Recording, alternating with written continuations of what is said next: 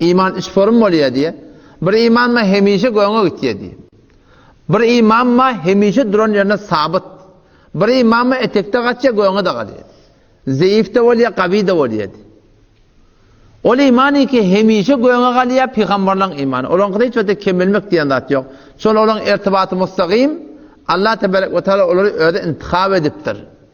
O bir kesbi datta, vehbi dat peygamberlik diyen datları.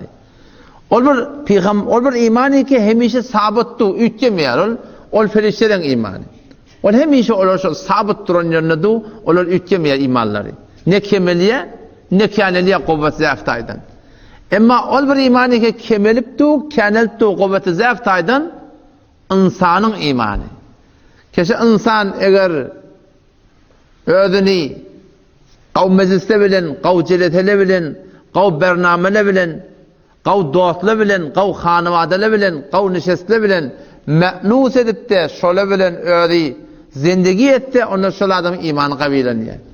Onun bereksine de yok, ters celete varsa, ters filmler gör dese, halaf-ı şeriyet dağıtır, kulak atsa, bolar olma dostla bilen geçse, o da doğrusu insanın şeytanlarından bulan adamlar var, tuttur yoldaşları, gelip de bulan emet yerler insanı, gomrah et yerler insanın imanını zayıflendiriyorlar Müslümanlık.